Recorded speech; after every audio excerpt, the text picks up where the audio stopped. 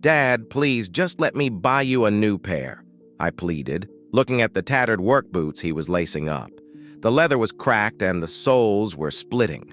I had just gotten my first big promotion, and seeing him in those old boots was embarrassing. "I can afford it. You deserve something new." He just gave me his usual stubborn smile. "These have a few more miles in them, son.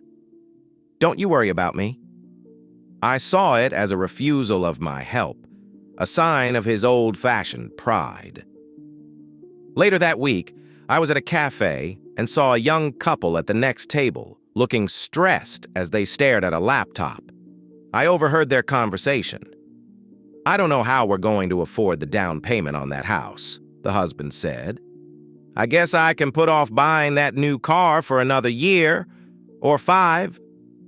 His wife reached across and held his hand. "A home for our family is more important than any car," she said. Their conversation about sacrifice hit me in a way I didn't expect.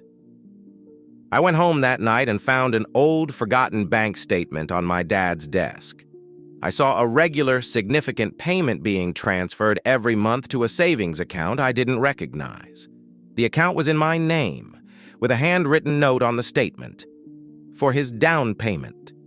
My throat tightened. He wasn't just saving for his retirement, he was saving for my future home. At that moment, my phone buzzed. It was a text from my mom.